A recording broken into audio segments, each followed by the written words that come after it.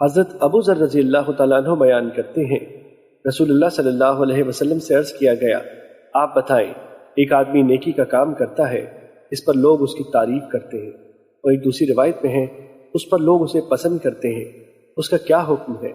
آپ صلی اللہ علیہ وسلم نے فرمایا، یہ مومن کے لیے پیشگی بشارت ہے۔ مشکات المصابیح حدیث نمبر 5317۔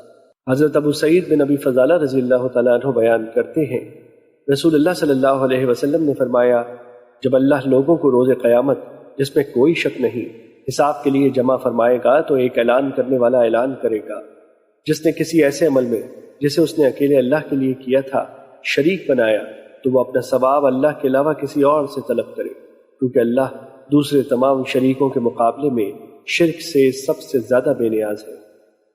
مشکات المصابیح حدیث نمبر 5318۔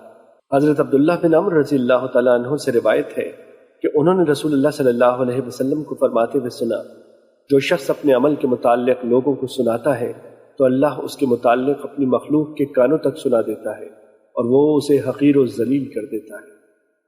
مشکات المصابیح حدیث نمبر 5319۔ حضرت ابو سعید خدری رضی اللہ تعالیٰ عنہ بیان کرتے ہیں، رسول اللہ صلی اللہ علیہ وسلم ہمارے پاس تشریف لائے تو ہم مسیح دجال کے بارے میں بات چیت کر رہے تھے۔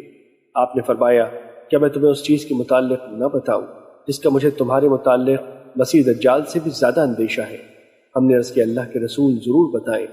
آپ نے فرمایا، شرک خفی یہ وہ ہے کہ ایک آدمی نماز پڑھ رہا ہے اور جب وہ دیکھتا ہے کہ کوئی شخص مجھے دیکھ رہا ہے تو وہ اسے دکھانے کے لیے اپنی نماز لمبی کر دیتا ہے، آہستہ آہستہ لمبی قرت کے ساتھ زیادہ وقت لگاتا ہے۔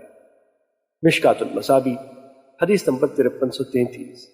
حضرت محمود بن لبید رضی اللہ تعالیٰ عنہ سے روایت ہے کہ نبی صلی اللہ علیہ وسلم نے فرمایا، مجھے تمہارے متعلق شرک اصغر کا سب سے زیادہ اندیشہ ہے۔ انہوں نے عرض کیا، اللہ کے رسول، شرک اصغر سے کیا مراد ہے؟ آپ نے فرمایا، ریاکاری۔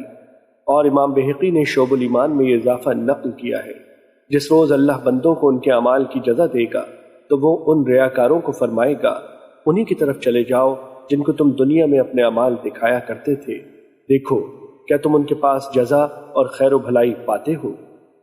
مشکات المصابیح حدیث نمبر 5334۔